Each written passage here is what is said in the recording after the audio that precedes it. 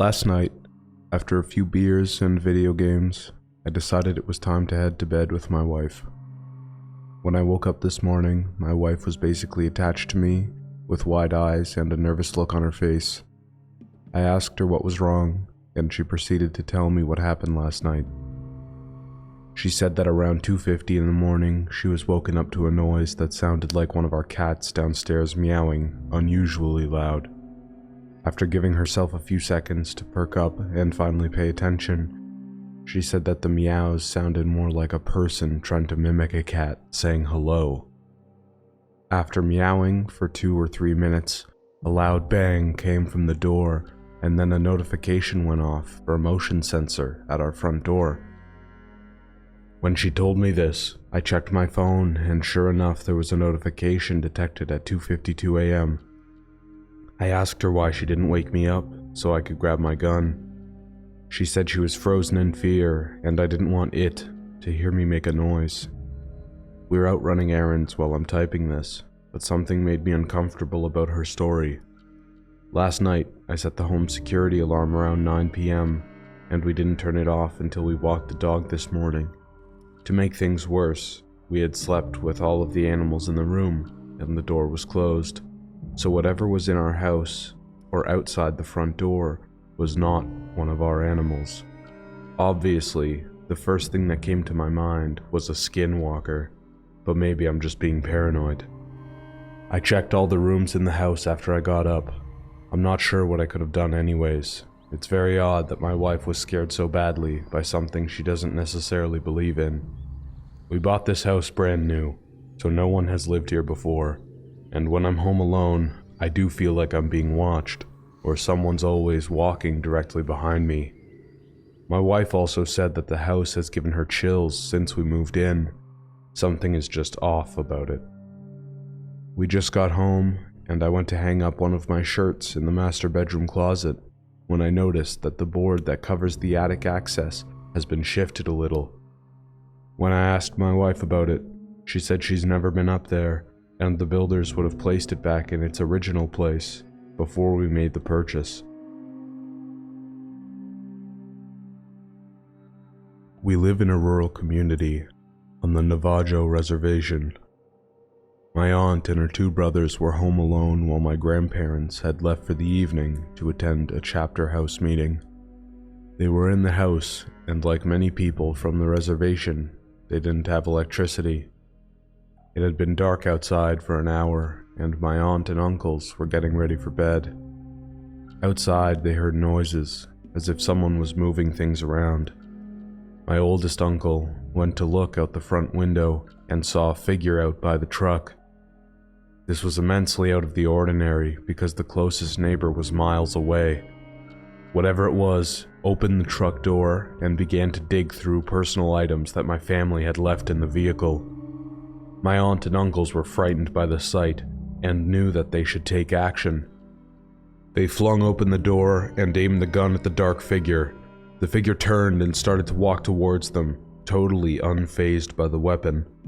My uncle pulled the trigger, but nothing happened. The figure drew closer, and my aunt began to smell something like a rotting corpse. It was so strong it made her gag. My uncle continued to pull the trigger with no luck, and the figure came closer and closer. Off in the distance, headlights were coming up the road. My grandparents were returning. The figure looked towards the lights and started to move away, and tucked itself behind a tree near the house. My oldest uncle ran towards the truck with the gun. My grandfather got out of the car, and my uncle pointed at the tree. The thing was poking its head out to observe what they were doing. My grandfather ran into the house and over to the stove. He grabbed a handful of ashes and rubbed them over the gun, and placed an ash-covered bullet into the chamber. He walked out onto the porch and fired towards the tree. Whatever that thing was didn't expect the gun to go off. The gunshot echoed and the dark figure began running. My grandma chased my aunt inside, and my uncles and my grandfather went after it. There weren't many roads or paths, so as my grandfather and uncles chased after the figure, the truck was bouncing and the headlights were not fixed in one particular spot. My uncle swears that when the headlights would hit the figure, he saw a woman. Not only that, whoever it was running was on all fours like a bear.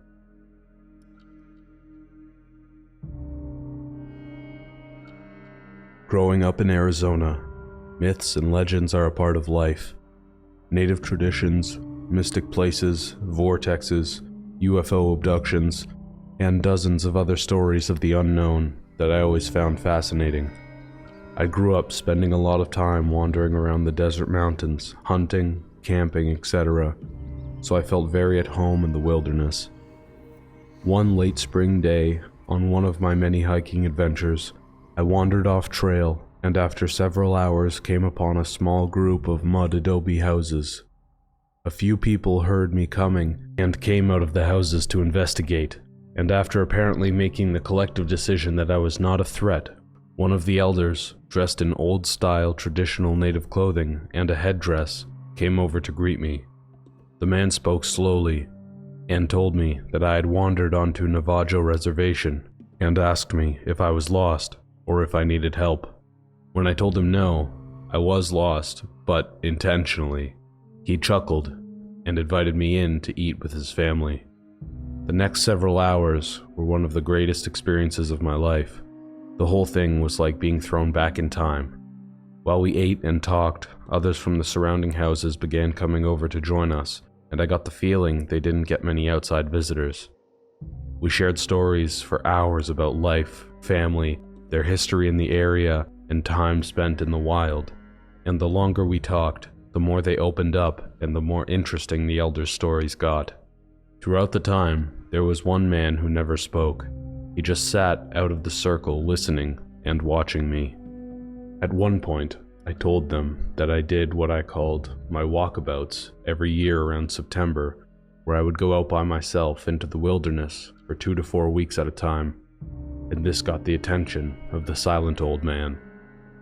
When I finished, he came over to the circle around the fire, sat directly on the ground in front of me, and asked me to join him on the ground.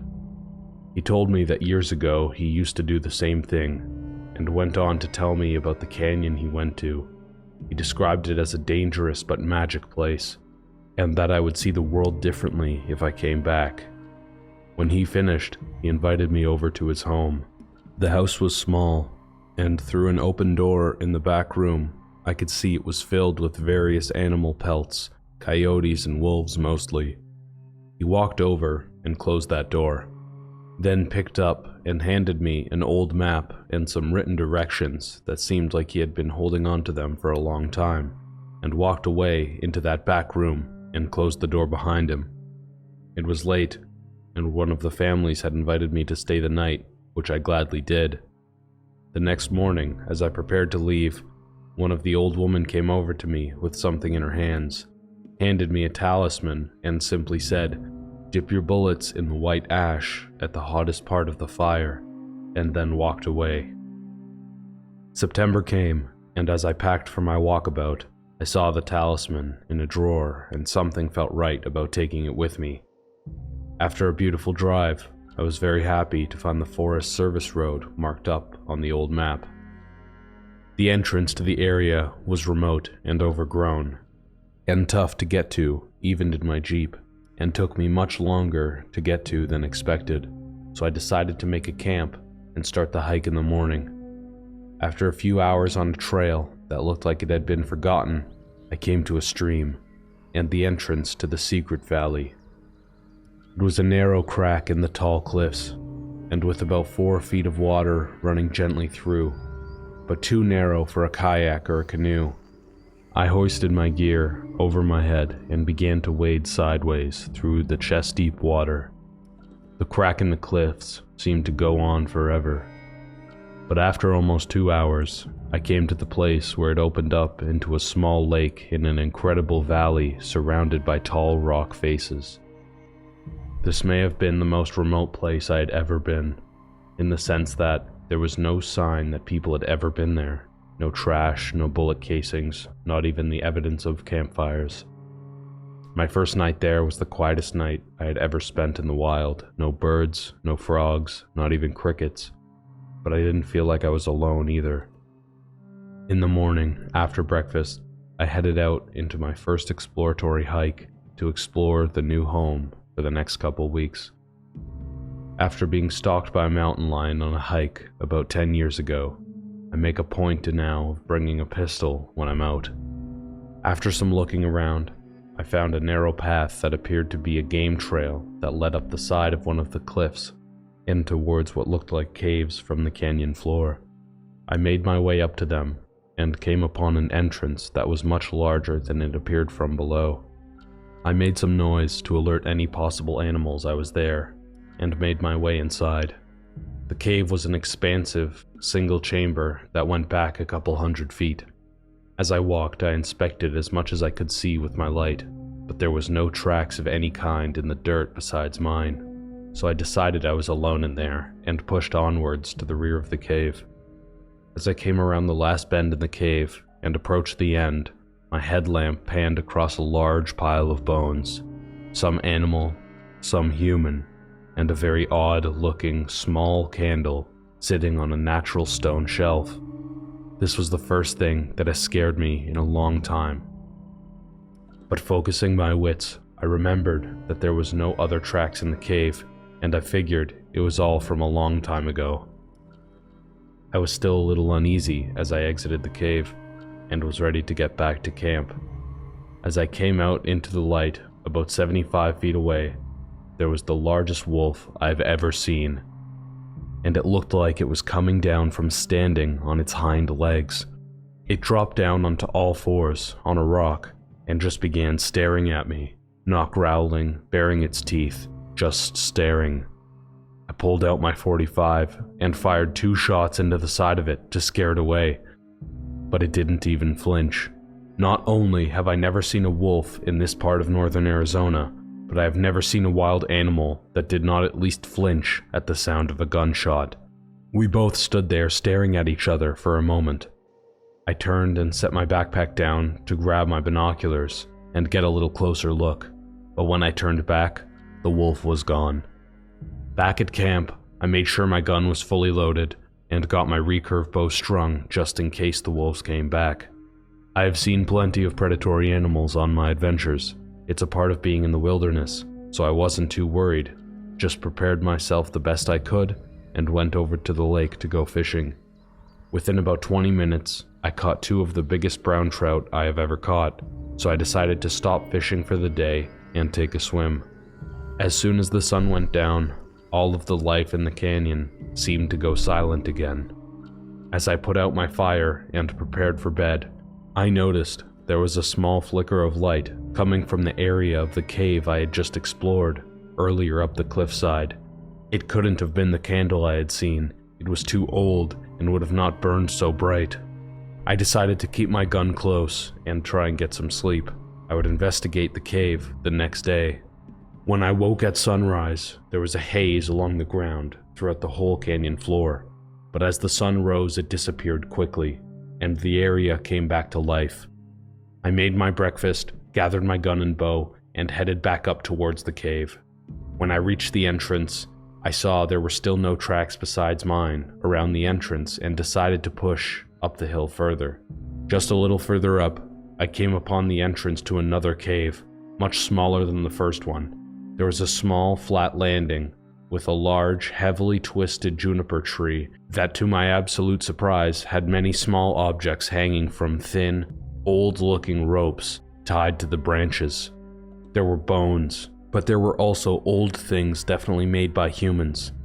Thinking I might have found the spot where the old man I met on the reservation had stayed when he was there decades ago, I went into the cave. This cave was much different from the first one. Just a few feet in, I noticed the walls were covered in what looked like ceremonial cave paintings. As I pushed further back, the cave got dramatically colder. When I reached the back of the cave, there was what looked like an old altar made of wood and bones. I saw that a little before the back of the cave, there was another shaft in the ceiling that went up, and on that ledge, about 20 feet up, sat a small figure of what appeared to be a woman. She was small and pale, with her face painted white, and wearing something like a crown made of woven branches with 2 small antlers at the front. Not wanting to disturb a burial site, I turned and walked back out of the cave. But as I began to walk, I heard what sounded like a faint voice in an unknown, ancient language. I instinctively looked back up towards the figure, but it was gone.